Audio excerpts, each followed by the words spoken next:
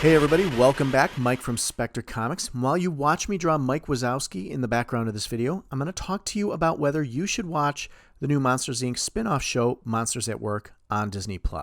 Now go ahead and stick around till the end of this video to get my recommendation and to check out the final drawing.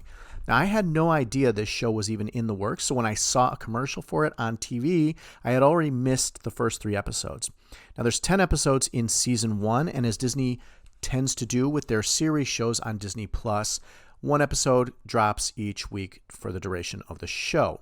The show has concluded. All 10 episodes are now on Disney+, so if you wanted to go ahead and binge the show, you can go ahead and do that right now. Now, I was a big fan of the original Monsters, Inc. movie way back in 2001, so I was really glad to see they made a show based on the movie. The show picks up minutes after the first movie ended, where, spoiler alert if you haven't seen it from 2001, the CEO of Monsters, Inc., Henry J. Waternoose III, was taken to prison because his plot was exposed to kidnap children from the human world and extract Scream by force. Now, Roz calls Mike and Sully to Waternoose's office and basically informs them that the board of directors has elevated Sully to CEO and Mike to Senior Co-President of Monsters, Inc. and Chief Executive Vice Deputy of Comedy Resources Management. Now, what's great about the show is that a lot of the original cast has come back to reprise their roles. We have Billy Crystal coming back as Mike Wazowski. We have John Goodman as Sully. We have Jennifer Tilly as Celia. And Bob Peterson reprises his role as Roz and also Roz's sister, Rose, who's basically there for the duration of the show. Not sure why they made that inclusion. Where Roz went and Rose comes in seems to be a mystery, although Mike does think that Roz and Rose are the same person, as we find out later in the show, not really relevant to the plot. Now, the show actually follows the story of Tylor Tuskmon, who has just graduated from Monsters University at the top of his class as a scarer, and he receives a letter from Waternoose saying he's going to be hired as a scarer on day 1. Now, when Tylor arrives to Monsters, Inc. on his first day, he's informed that the Monsters, Inc. no longer needs scarers, but they need jokesters,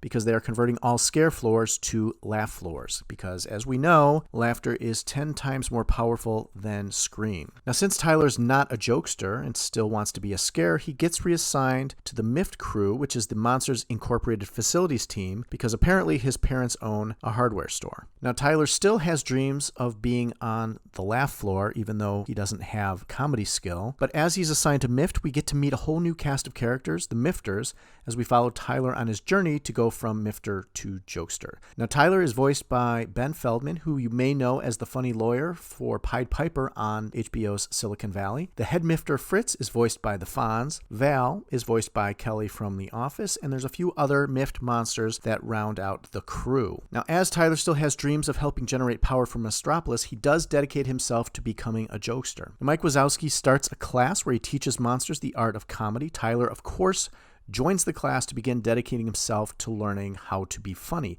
But try as he might, he just doesn't get it and can never pass his final test to become a jokester. Thus, he's still relegated to the MIFT crew. Now, what I like about the show is it feels like a true sequel to the original movie. There are a lot of references that tie back to Monsters, Inc. They do revisit some things and use some jokes from the original movie. Mike and Sully are still banned from Harryhausen's based on the incident that happened there. Now, even though they do reuse some jokes from the original movie, I do think it just helps link the movie and the show together and makes it feel like one cohesive universe. And since there's a lot of references back to the movie, there's even an entire episode dedicated to the story of the Abominable Snowman and why Waternoose banished him to the Himalayas in the first place. Tylor does end up going through the door that leads him to the Himalayas, so we get to meet and revisit Abominable, or as he wants to be known as the Adorable Snowman. He's still voiced by Cliff Clavin himself, and he has a really good outcome in his episode. Now, my only criticism of the show is that there are a few episodes where there's just not enough Mike and Sully. Since the show is really the story of Tylor and his goal to become a jokester and make it from the MIFT basement to the laugh floor, the show centers around what MIFT is up to for the most part, with Mike and Sully popping up here and there. Now, even if Mike and Sully aren't in the episodes, many of the episodes end with a little sneak peek into Mike's comedy class. So even if Mike and Sully had little screen time in that episode, we still got a little Mike Wazowski comedy at the end of the show. The show does not have any Randall in it, so not sure what happened to him. There's no Boo, as the show does take place between the time Boo's door was shredded and before Mike puts it back together so that Sully can go visit her again.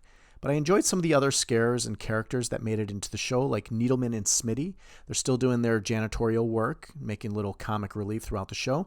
And George Sanderson is still walking around in his dog cone, and his fur still hasn't grown back yet. All in all, the show was enjoyable whether you watched the movies or not. So my recommendation is this definitely is a must-watch if you liked the original movie. The show is funny, heartwarming, and ends on a high note. Now, from what I'm reading on the internet, we can expect a season 2 in the spring of 2022, so that's great news. Let me know in the comments section if you watched the show or if you are planning to binge the show now that all the episodes have dropped. And also let me know who your favorite MIFTer is. Here's my completed Mike Wazowski. Go ahead and check out my Instagram at Space Misadventures, where I'll be posting this drawing so you can study it a little closer.